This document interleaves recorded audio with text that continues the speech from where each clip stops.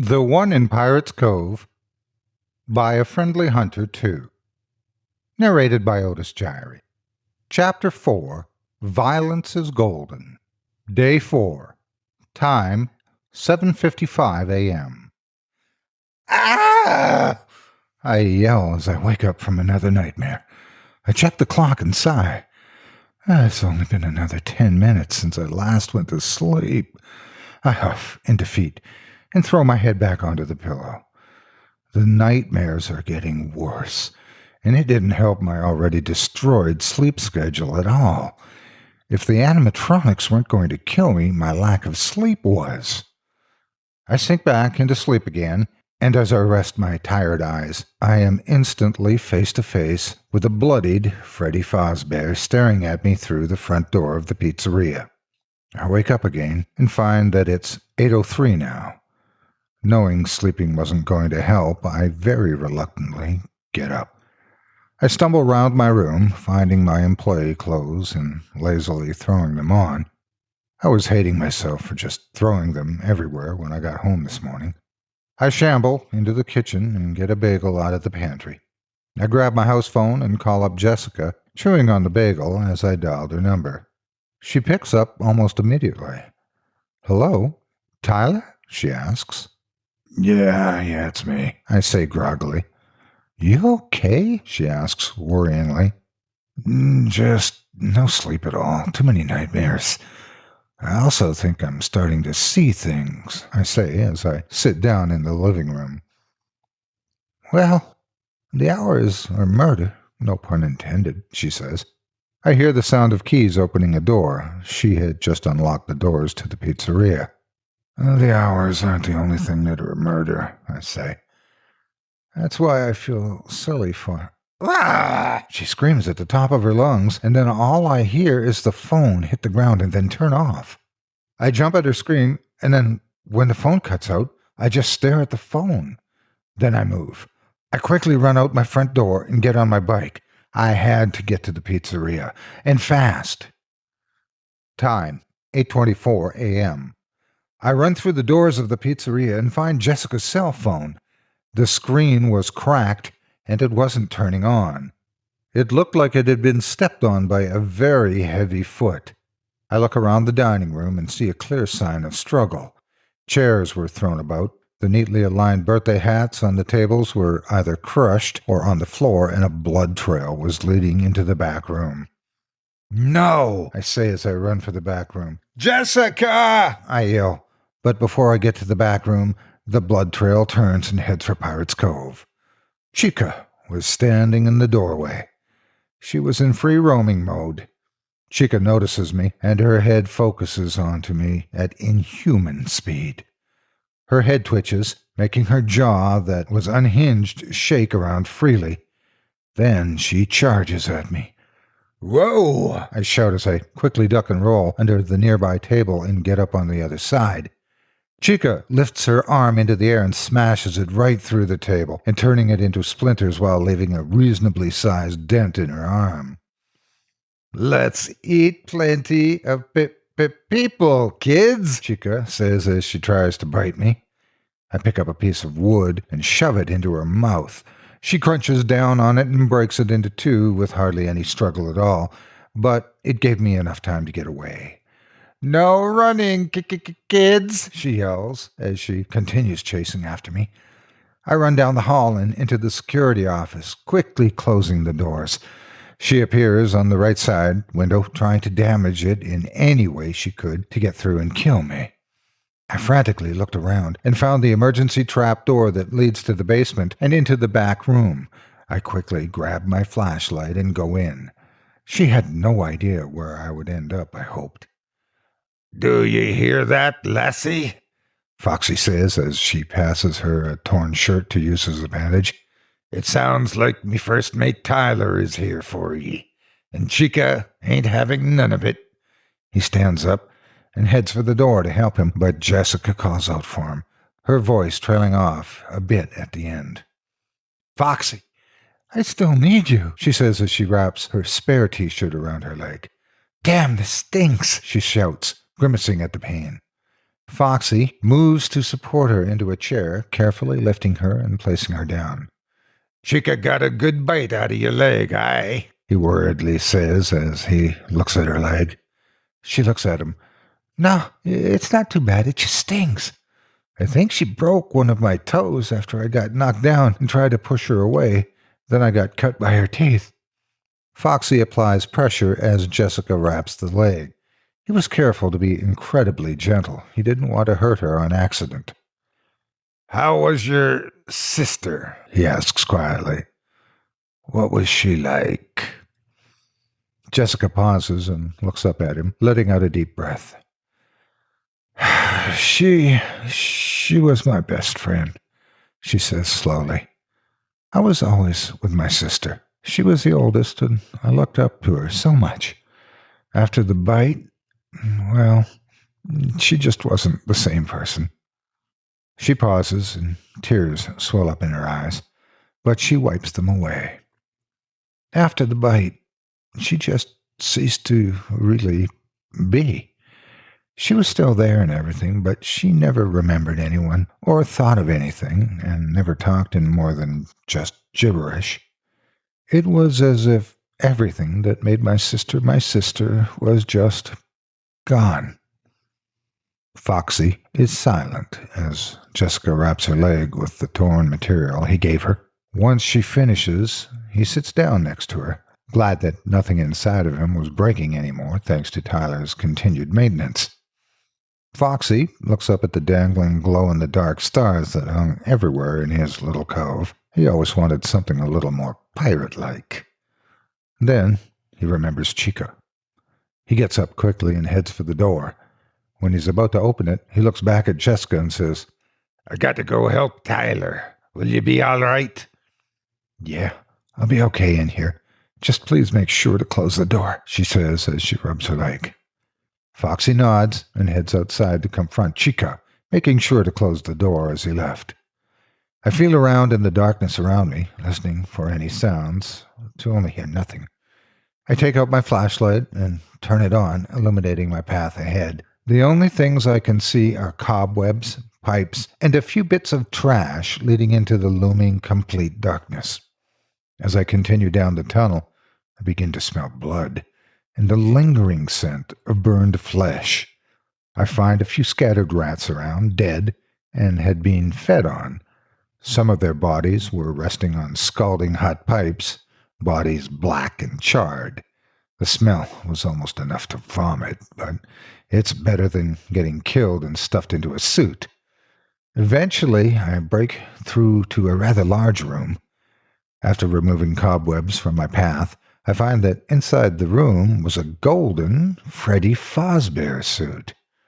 It had a steady trickle of rat blood escaping from its mouth, and it looked like the endoskeleton inside of it had completely collapsed in on itself. The sight made me jump. Why is an animatronic down here? I had never seen this suit, ever. Its design was completely identical to the original Freddy suit, except that the color scheme was gold instead of brown. The suit also looked much older than all the others by quite a few years. The endoskeleton was bulky and gave me a World War II era vibe. Freddy Fazbear's Pizzeria opened shortly after the United States ended the war, and was a place where many returning veterans took their children to once they got back home. I took a few cautious steps toward the suit, wondering if it was still active. As I get closer, I feel a sharp pain in my head. It hurt to the point where I actually was forced to back away from it. As I back away, I trip, and the next thing I know, I'm lying in a pit of children's dead bodies. "What the Oh my God!" I shout as I get up, quickly scrambling to my feet. As I turned to look back at the pit, it was gone. I was hallucinating. I turned to look back at the suit, suddenly remembering something. "Foxy told me about you. I remember you now. You're controlling these animatronics. You're the one making them want to kill," I yell at the broken suit. It stirs slightly, letting out an unsettling human-like moan. It attempts to get to its feet, but very easily collapses before it gets very far at all. That's why you control them, isn't it? Because you're so broken you can't do things yourself, I say as it slowly raises its head to look up at me, causing blood to pour out of its eyes. Then I see something completely unexpected inside of the suit. There was a body inside of the suit. A chill runs down my spine, and my breakfast comes up in the aftershock. I look at the suit one last time and run. I hear the familiar shriek of the animatronics followed by a human shriek, and I can hear the suit successfully get up and begin walking towards me. The sound of bones breaking and blood falling is all I can hear. Luckily, I make it to the back room trapdoor before it catches me. Hopefully, it couldn't follow. Foxy looks around at the damage that was caused by Chica's and Tyler's fight and commends Tyler silently for being able to handle himself. He sees Chica come around the corner and she looks at him, eyes a pure black. "Let old Foxy release ye from ye torment, aye?" Foxy says as he flashes his hook. "I think 'tis the time for one of the poor children's souls to have a rest." Foxy's eyes fade to black as well, and he lowers his eye patch as he gets ready to fight. "Nothing you can do can stop us, pirate. You're a killer just like the rest of us. Accept who you are and join us," she yells. "I may have had the instinct within me once, but not anymore. I'm nothing like ye and the rest of your murderous band, and I never will be." Foxy raises his hook. "Now get ready to walk the plank," he yells as he dashes forward, slashing with his hook. Chica sidesteps it and punches him right in the stomach, throwing him back. "You're too slow, cripple," she says smugly. Foxy angrily gets up. "I'll send ye to Davy Jones' locker," he yells as he charges her again. "I've had enough of ye, enough of all your friends, enough of this 'ere damned hellhole we're stuck in," he says as he swings his hook around violently. "I've had enough of being alone." He screeches out as his hook claws into her shoulder, ripping out the circuitry, making her left arm go limp. "You're always making a fool of yourself," Foxy yells as he begins prying her arm off. "And the kids love ye. But when they see old Foxy, all they see is what you did to me." He rips her arm off. "Foxy, stop!" Chica yells as she raises her right arm and hits him square in the left side of his jaw. Foxy can feel his face collapse slightly. His left eye breaks. "I broke you once, and I'll break you again," Chica yells as she reaches for his throat, beginning to crush the circuitry inside. "And this time, you'll stay broken," Chica yells as she tightens her grip. Foxy makes a gasping noise, feeling the lack of power to his head. He sticks his hook into a vulnerable spot in her right arm and twists. Her hand lets go and springs upward. Foxy falls forward, landing on his knees, his neck barely able to support the weight of his head and his broken jaw. "What did you do to me?" Chica yells as she has to struggle to get her arm back into place. Foxy looks up at her, holding his head in place. "Oh, just a little trick me first mate taught me while he was repairing me." He lifts his hook to strike her down, and then thoughts filled his mind. She deserves more than just a quick death. Make her suffer. Let her see what it's like to be broken and thrown away forever. Foxy pauses. "Get out of me head. You won't control me again." However, the thought had been planted, and in Foxy's rage, he hacks and slashes at Chica, tearing wires and fur to minuscule pieces uncontrollably as he tries to fight off the influence of the Golden One. With one slash of his hook, her head falls off, and the hydraulic fluid and oil that was inside sprays out and coats him. "I'm not forgotten," Foxy yells. "I'm not trash. I am somebody." He falls to his knees again. "People will love me again. People will care. I will be loved again," he says quietly, repeating himself. He begins to get angry. "And nothing will stop me. Nothing. Foxy hears a footstep in the corner of the room and quickly turns to see it. His head nearly falls off, but he catches it. It was Tyler.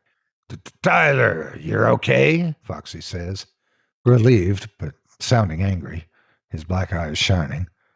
What be the matter? Foxy says as he notices the fear in his face. He looks around himself and sees the various scattered pieces of Chica strewn about, some of her wires even stuck in his broken jaw. He had bit some parts off of her. You look, I begin. I can't finish. He has stopped believing in you, the voice in his head begins again. Teach him what happens when people stop believing in you. No! Me first mate would never stop believing in Foxy. He yells as he gets up and runs up to and grabs me. Ye wouldn't doubt me, would ye? He says as he raises his eye patch and looks me directly in the eye. Foxy, you're acting weird, I yell, trying to escape his grasp. Let go of me. Of course I believe in you. Just calm down, I yell as I finally break free of his grasp. I then run up and hug him, and he hugs me back. He holds me tight, and I could feel that he was relieved. I grab his head and look him in the eye. I would never, ever give up on you. We are friends, and I never leave a friend behind. Foxy's eyes change back to their usual orange, and somewhat of a smile forms on his slightly dislocated jaw. I could imagine that if he could, he would be crying right now. I'd like the touchy reunion, but I have a job to do, a familiar voice says. Both of us turn toward the entrance of the establishment, and we both see the owner. Master, Foxy says. Yes, Foxy, I'm here, he says dully. And it seems you have dismantled your sister, and that just won't do. He walks to the door leading to the back room and opens it, and the golden Freddy suit struggles out of it. You're up too, eh? He says calmly. The suit ignores him. Wait, what the hell? Tyler says. You? And the words faded away in the back of his throat.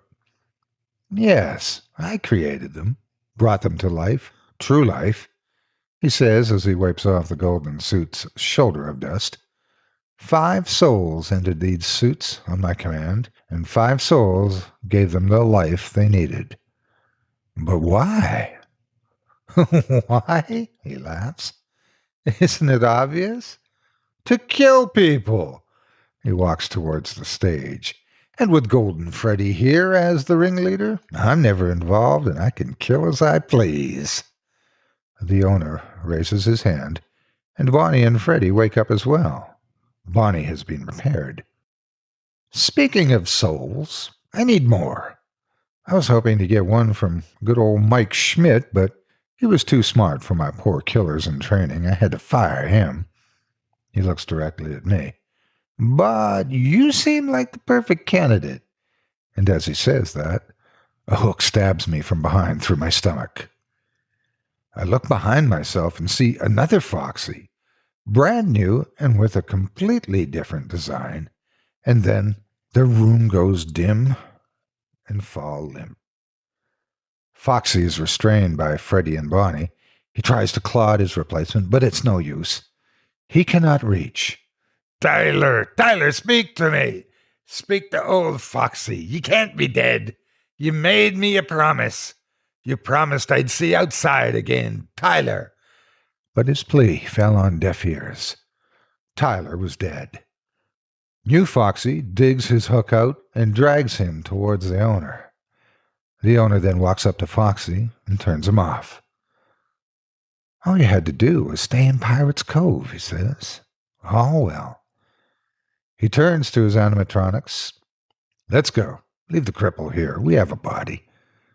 They follow him out of the establishment and into a moving truck, leaving Foxy to gather dust.